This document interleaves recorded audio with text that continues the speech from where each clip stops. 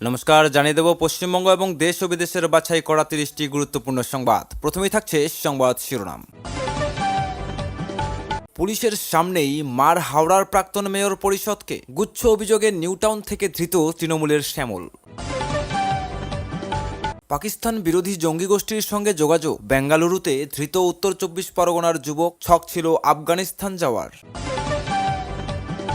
সর্বত্র উন্নয়ন ছড়িয়ে দিতে চাই। স্বাধীনতা দিবসের রেড রোড থেকে পশ্চিমবঙ্গকে ভারত সেরা করে তোলার বার্তা মুখ্যমন্ত্রী শুভেন্দুর। টুলুকাণ্ডে গ্রেপ্তার জেলা ভূমি দপ্তরের কর্মী। তল্লাশি পাথর সম্রাটের শালক অনুব্রতের প্রাক্তন দেহরক্ষীর বাড়িতেও। কালীঘাট তৃণমূলের দপ্তরের পর ঋতব্রত তৃণমূলের পতাকা উত্তোলনেও কুণাল। 2 নৌকায় পা, কি জবাব দিলেন বিধায়ক। মহুয়াকে রাতে সার্কিট হাউস ছাড়ার নির্দেশ। বাইরে বিজেপির বিক্ষোভ। কোর্টে যাওয়ার বার্তা। সংসদের স্পিকারকে চিঠি। বিজেপির ন্যাচারাল অ্যালাই থেকে নিয়েও কমিউনিজমের জননী। সিঙ্গুর নন্দীগ্রাম পর্বে বাম বৃত্তে মমতার প্রবেশ কথা। 80তম স্বাধীনতা দিবস। লালকেল্লায় প্রধানমন্ত্রী, রেড রোডে মুখ্যমন্ত্রী। ভারত শ্রীলঙ্কা টেস্ট ম্যাচ নজরে কি। উদয়নকে জামিন দিলে আপত্তি নেই। বিচারকের সামনে মুচলেকা দিয়ে বয়ান বদল অভিযোগকারীর। ইন্ডিপেন্ডেন্স ডে শব্দটি ডিকশনারি থেকে সরানো উচিত। স্বাধীনতা দিবসে কেন একথা বললেন শান্তনু ঠাকুর। কাটছে সম্পর্কে সিঁদুরে মেঘ।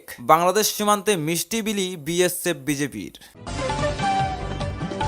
স্ত্রী কন্যা ফেলে ভিন রাজ্যে কাজে রশিদুল সাফিকুল। কিভাবে পাক গুপ্তচর ভাবতেই পারছে না প্রতিবেশীরা। বয়স্ক মানুষ, হার্ট অ্যাটাকও হতে পারত। হেনস্থার সমর্থন না করে নির্মলের ফাঁসি চাইলেন অভয়ার মা। স্বদেশী আন্দোলনের সাক্ষ্য। গান্ধীঘাটে চরকা কেটে আত্মনির্ভর ভারত গড়ার বার্তা রাজ্যপালের।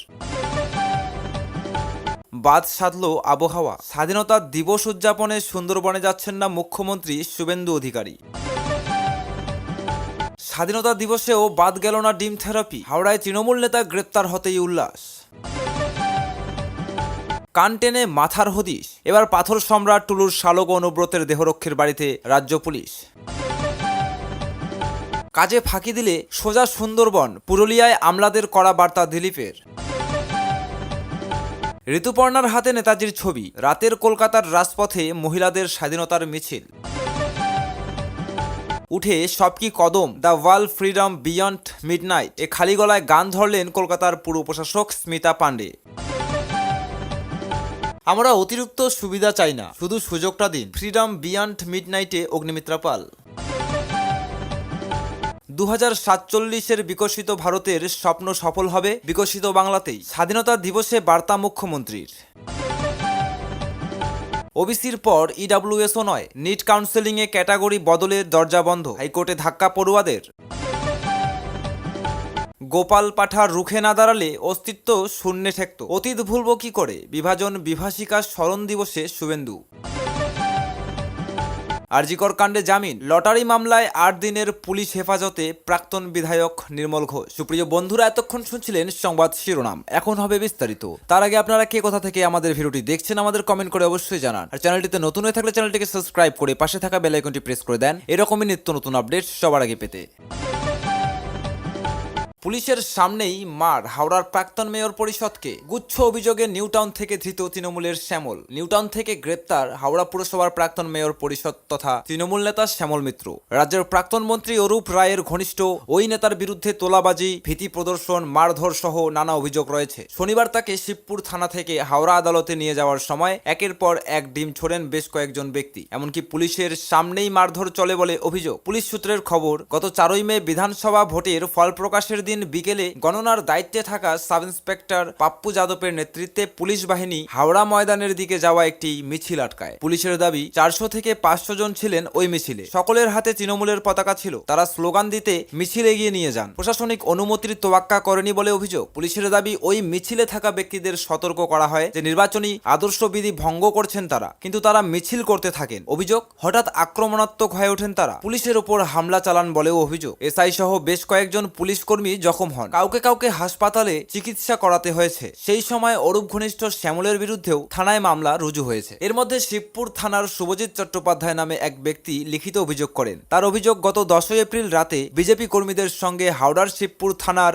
মন্দিরতলার বিজেপি দলীয় কার্যালয়ের সামনে সভা করেছিলেন। সেই সময় তৎকালীন তৃণমূল কাউন্সিলর শ্যামল তার সহযোগীদের নিয়ে তাদের উপর হামলা চালান বলে অভিযোগ। আগ্নেয়াস্ত্র দেখিয়ে হুমকি দেন এবং তাদের জিনিসপত্র কেড়ে নেন বলে অভিযোগ। তার এও অভিযোগ, সেই সময় তাদের কাছে 1.5 লক্ষ টাকা চান শ্যামল। অস্বীকার করায় আগ্নেয়াস্ত্রের বাড় দিয়ে তার মাথায় আঘাত করেন। সেই সময় তার কাছে 1030 টাকা ছিল। মেরে ফেলার হুমকি দিয়ে ওই টাকা কেড়ে নেন বলে অভিযোগকারীর দাবি। শনিবার ধৃত তৃণমূল নেতাকে আদালতে হাজির করানো হয়। সেই সময় একদল লোক শ্যামলকে লক্ষ্য করে কাঁচা ডিম ছুড়তে থাকে। তাকে মারধরও করা হয় বলে অভিযোগ। কোনো রকমে পুলিশ তাকে নিয়ে আদালতে যায়। পাকিস্তান বিরোধী জঙ্গি গোষ্ঠীর সঙ্গে যোগাযোগ। বেঙ্গালুরুতে ধৃত উত্তর 24 পরগনার যুবক। শখ ছিল আফগানিস্তান যাওয়ার। তেহরিকি তালিবান পাকিস্তানের সঙ্গে যোগাযোগের অভিযোগে কর্ণাটকের বেঙ্গালুরু থেকে পশ্চিমবঙ্গের উত্তর 24 পরগনার বাদুরিয়ার নেয়াপাড়ার এক যুবককে গ্রেপ্তার করা হলো। ধৃতের নাম আসাফুল মালিক। শনিবার বাদুরিয়ায় তার বাড়িতেও তল্লাশি অভিযানে যায় কর্ণাটক পুলিশ। পুলিশ সূত্রের খবর, 2025 সাল থেকে বেঙ্গালুরুর জিগানি শিল্পাঞ্চলের একটি বেসরকারি সংস্থায় নিরাপত্তা কর্মী হিসেবে কাজ করতেন তিনি। সেখানে এপিসি সার্কেল এলাকায় থাকতেন। অনলাইনে তার সন্দেহজনক গতিবিধি নজরে আসে পুলিশের। তারপরই এপিসি সার্কেল এলাকায় তল্লাশি চালিয়ে আসাফুলকে গ্রেপ্তার করে পুলিশ। কর্ণাটক পুলিশের দাবি, বোম্মাসান্দ্রা শিল্পাঞ্চল এলাকায় টহলদারির সময় পুলিশের কাছে খবর আসে পশ্চিমবঙ্গের এক যুবক সন্দেহজনক কাজকর্মের সঙ্গে জড়িত। সেই তথ্য পাওয়ার পরই ওই যুবকের খোঁজ শুরু হয়। তারপর এসিপি সার্কেল এলাকায় আসাফুলের হদিশ মেলে। পুলিশের দাবি, জেরায় আসাফুল স্বীকার করেছেন অনলাইনের মাধ্যমে জঙ্গি কার্যকলাপে যোগ দেওয়ার জন্য উদ্বুদ্ধ হন এবং তারপর টিটিপি জঙ্গি গোষ্ঠীর সঙ্গে যোগাযোগ করেন। পুলিশ সূত্রের খবর, জেরায় আসাফুল আরো দাবি করেছেন পাকিস্তানে মুসলিমদের উপর সে দেশের সেনার অত্যাচার সহ্য করতে পারছিলেন না, আর সেটাই তাকে পাক জঙ্গি গোষ্ঠীতে যোগ দিতে উদ্বুদ্ধ করেছিল। তারপরই টিটিপির সঙ্গে যোগাযোগ হয় তার। ইসরায়েল প্যালেস্টাইনের বিতর্কে পাকিস্তানের ভূমিকা নিয়েও ক্ষোভ উগড়ে দিয়েছেন আসাফুল। কর্ণাটক পুলিশের দাবি, সমাজ মাধ্যমে ইমরান হায়দার নামে আফগানিস্তানের এক ব্যক্তির সঙ্গে যোগাযোগ হয় আসাফুলের। পুলিশের সন্দেহ ওই ব্যক্তি টিটিপি জঙ্গি গোষ্ঠীর সঙ্গে যুক্ত। কর্ণাটক পুলিশের দাবি, আফগানিস্তানে যাওয়ার ছক কষেছিলেন আসাফুল। তার জন্য ভিসার আবেদনও করেছিলেন। সন্দেহ করা হচ্ছে হায়দারের সহযোগিতায় আফগানিস্তানে যাওয়ার পরিকল্পনা ছিল আসাফুলের। তবে পুলিশের কাছে উত্তর 24 পরগনার এই যুবক দাবি করেছেন সেই পরিকল্পনা পরে বাতিল করেন আর্থিক কারণে। আসাফুলের ফোন বাজেয়াপ্ত করে পুলিশ। তাদের দাবি, হায়দারের সঙ্গে আসাফুলের বেশ কিছু কথোপকথন এবং ভয়েস মেসেজ উদ্ধার হয়েছে। সর্বত্র উন্নয়ন ছড়িয়ে দিতে চাই। স্বাধীনতা দিবসে রেড রোড থেকে পশ্চিমবঙ্গকে ভারত সেরা করে তোলার বার্তা মুখ্যমন্ত্রী শুভেন্দুর। পশ্চিমবঙ্গকে ভারত সেরা করে তুলতে চান মুখ্যমন্ত্রী শুভেন্দু অধিকারী। স্বাধীনতার 80তম বর্ষপূর্তিতে রেড রোড থেকে এই বার্তাই দিলেন তিনি। শুধু তাই নয়, রাজ্যের সর্বত্র উন্নয়ন ছড়িয়ে দেওয়ার কথাও বলেছেন মুখ্যমন্ত্রী। পশ্চিমবঙ্গকে তার আগের জায়গায় ফিরিয়ে নিয়ে যাওয়াই নতুন সরকারের লক্ষ্য বলেও জানিয়েছেন তিনি। শুভেন্দু বলেন, 2047 সালে বিকশিত ভারতের স্বপ্ন তখনই সম্ভব হবে যখন বিকশিত পশ্চিমবঙ্গ গড়া যাবে। রেড রোডের মঞ্চ থেকে শ্যামাপ্রসাদ মুখোপাধ্যায়ের কথাও উঠে এসেছে মুখ্যমন্ত্রীর ভাষণে। তিনি জানিয়েছেন, কর্মসংস্থান, নারী ক্ষমতায়ন, সুরক্ষা এবং রাজ্যের আইন শৃঙ্খলা আরও মজবুত করে তোলাই নবগঠিত সরকারের লক্ষ্য। পশ্চিমবঙ্গকে রাষ্ট্রবাদী চেতনার জায়গা হিসেবে ব্যাখ্যা করে বিপ্লবী এবং মনীষীদের স্মরণ করেন মুখ্যমন্ত্রী। শুভেন্দু বলেন, বাংলা রাষ্ট্রবাদের জায়গা। ঋষি অরবিন্দ, নেতাজি এবং ক্ষুদিরামের মাটি। এই মাটিতে মাতঙ্গিনী হাজরা, বীণা দাসের মতো বীরাঙ্গনারা বাংলার স্বাধীনতা সংগ্রামে লড়াই করেছেন। এরপরে রাজ্যবাসী উদ্দেশ্যে তার বার্তা,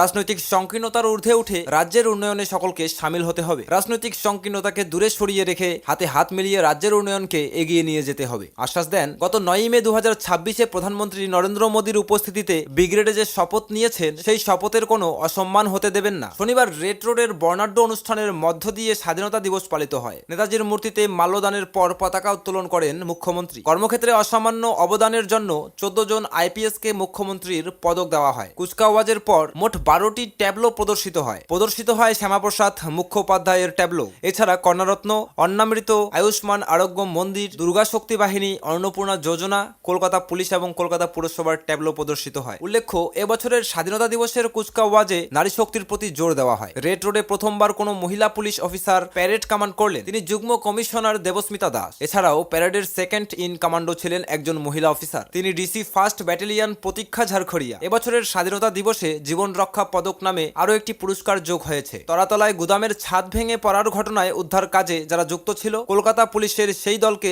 জীবন রক্ষা পদক দেওয়ার কথা ঘোষণা করা হয়। টুলুকাণ্ডে গ্রেপ্তার জেলা ভূমি দপ্তরের কর্মী। তল্লাশি পাথর সম্রাটের শালক অনুব্রতের প্রাক্তন দেহরক্ষীর বাড়িতেও। বীরভূমের পলাতক পাথর সম্রাট মোহাম্মদ নিজামুদ্দিন ওরফে টুলু মণ্ডলের ঘটনার তদন্তে এবার সিউড়ির মহকুমা ভূমি ও ভূমি সংস্কার দপ্তরের হেড অ্যাসিস্ট্যান্ট প্রবীর দাসকে গ্রেপ্তার করল পুলিশ। শুক্রবার রাতে সিউড়ির কল্পতরু পল্লীতে তার বাড়িতে প্রায় 6 ঘন্টা ধরে তল্লাশি চালানোর পর তাকে আটক করা হয়। শনিবার তাকে সিউড়ি আদালতে তোলা হলে আদালত 6 দিনে পুলিশি হেফাজতের নির্দেশ দেয়। আদালতের সরকারি আইনজীবী বিভাস চট্টোপাধ্যায় জানান, প্রবীরের কাছ থেকে 5টি মোবাইল ফোন উদ্ধার হয়েছে। পাশাপাশি পাথর শিল্পাঞ্চলের ডিসিআর চেকিং গেটে কোনো সরকারি কর্মী ডিউটি করবেন সেই দায়িত্ব প্রবীরের হাতে ছিল বলে আদালতে দাবি করেন সরকারি আইনজীবী। অন্যদিকে প্রবীরের স্ত্রী সাথী দাসের দাবি, তার স্বামী সম্পূর্ণ নির্দোষ। টুলুর সঙ্গে প্রবীরের কোনো যোগাযোগ নেই বলেও দাবি করেন তিনি। তার বক্তব্য, বাড়িতে দীর্ঘক্ষণ তল্লাশি চালিয়ে মাত্র 81,000 টাকা এবং কিছু জমির নথি পাওয়া গেলেও পুলিশ সেগুলির কিছুই বাজেয়াপ্ত করেনি। তিনি বলেন, পুলিশ কেন গ্রেপ্তার করলো জানি না। অন্যদিকে টুলুকাণ্ডে তদন্তে শুক্রবার রাতেই অনুব্রত মণ্ডলের প্রাক্তন দেহরক্ষী সেহগল হোসেনের আবাসনে হানা দেয় বীরভূম জেলা পুলিশের দল। পুলিশ সূত্রে জানা গিয়েছে, টুলুর সঙ্গে সেহগলের দীর্ঘদিনের যোগাযোগ ছিল।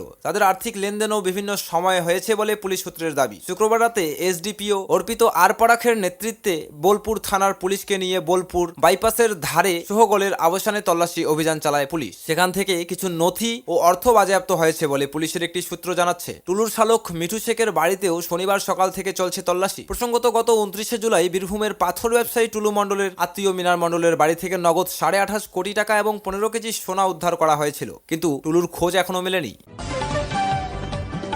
কালীঘাট তৃণমূলের দপ্তরের পর ঋতব্রত তৃণমূলের পতাকা উত্তোলনে কুণাল 2 নৌকায় পা, কি জবাব দিলেন বিধায়ক। স্বাধীনতার 80তম বর্ষের উদযাপনে শনিবার তৃণমূলের 2 শিবিরেই দেখা গেল কুণাল ঘোষকে। প্রথমে মমতা বন্দ্যোপাধ্যায়ের নির্দেশে তপসিয়ায় পুরনো তৃণমূল ভবনে জাতীয় পতাকা উত্তোলন করলেন বেলেঘাটার বিধায়ক। তারপরেই চলে গেলেন মেট্রোপলিটনে ঋতব্রত বন্দ্যোপাধ্যায়ের শিবিরে। সেখানে জাতীয় পতাকা এবং শহীদ বেদিতে ফুল দিয়ে শ্রদ্ধা নিবেদন করেন কুণাল। তপসিয়ায় কালীঘাট শিবিরের স্বাধীনতা দিবসের কর্মসূচিতে কুণালের সঙ্গে ছিলেন দোলা সেন, বৈশ্বনাথ চট্টোপাধ্যায় সহ কালীঘাটপন্থী শাখা সংগঠনের নেতা ও ছাত্র যুবকরা। কুণাল জানান, মেট্রোপলিটনের সামনে যে রাস্তা দিয়ে তিনি যাতায়াত করেন সেখান দিয়েই ফিরছিলেন। ফেরার সময় দেখেন তার দলের নাম করে পতাকা তোলা হচ্ছে এবং অনেকেই সেখানে আছেন, তাই তিনি গাড়ি থেকে নেমে পড়েছিলেন। উল্লেখ্য, ঋতব্রত শিবিরের কর্মসূচি চলছিল কুণালের বিধানসভা এলাকাতেই। চন্দ্রিমা ভট্টাচার্য, অরূপ রায়, বিপ্লব মিত্র সহ অনেকেই সেখানে ছিলেন, যারা 2026 সালের বিধানসভা নির্বাচনের ফল ঘোষণার পরে মমতার হাত ছেড়েছেন। বিধানসভায় ঋতব্রতের নেতৃত্বেই তারা সংখ্যাগরিষ্ঠ। চন্দ্রিমার অনুরোধে তাদের কর্মসূচিতে সংক্ষিপ্ত বক্তৃতাও করেন কুণাল। স্বভাবতই প্রশ্ন উঠতে শুরু করে, তবে কি এবার তৃণমূলের দ্বিতীয় নৌকাতেও পা ছুঁয়ে রাখলেন বেলেঘাটার বিধায়ক। ঋতব্রত শিবিরের অন্যতম মুখপাত্র কোহিনুর মজুমদার তো আরও এক ধাপ এগিয়ে কুণালের নৌকা বদলের ইঙ্গিতই পেয়ে গিয়েছেন পতাকা উত্তোলনের ঘটনায়। তিনি বলেন, কুণাল ঘোষ আমাদের এখানে এসেছিলেন, কলিং বেল বাজিয়ে গিয়েছেন, কিছুদিন পরে লাগেজ নিয়ে চলে আসবেন। ফোনে এ সম্পর্কে প্রশ্ন শুনেই খানিক তেতে উঠলেন কুণাল। তার বক্তব্য, কালীঘাটের সঙ্গে দূরত্ব রচনা করে যারা বিজেপির ঘনিষ্ঠ হয়েছেন তাদের সামনে দাঁড়িয়ে মাথা উঁচু করে তিনি সেই বিজেপিকেই কটাক্ষ করে এসেছেন। কুণালের কথায়, বালিশকে আমি ঘৃণা করি। তার বিরুদ্ধে যে মহিলা ধর্ষণের অভিযোগ এনেছিলেন, তার অস্বাভাবিক মৃত্যু হয়েছে, আমি এসবের তদন্ত চাই। এরপরেও কি মনে হয় আমি 2 নৌকায় পা দিয়ে চলছি? কার দিকে তার ইঙ্গিত বুঝতে অসুবিধা হয় না। একই সঙ্গে কুণালের ব্যাখ্যা, যে রাস্তা দিয়ে আমি যাতায়াত করি, আমার আসল কর্মসূচি সেরে সেখান দিয়েই ফিরছিলাম। আমাদের অফিসের ভাড়া নেওয়া পার্টি অফিসে আমাদের দলের নাম করে কয়েকজন পতাকা তুলেছেন দেখে আমি দাঁড়িয়ে পড়ি, ওটা আমার বিধানসভা এলাকা। কুণাল আরো বলেন, মমতাদির নেতৃত্বে তৃণমূল তৈরি হয়েছে,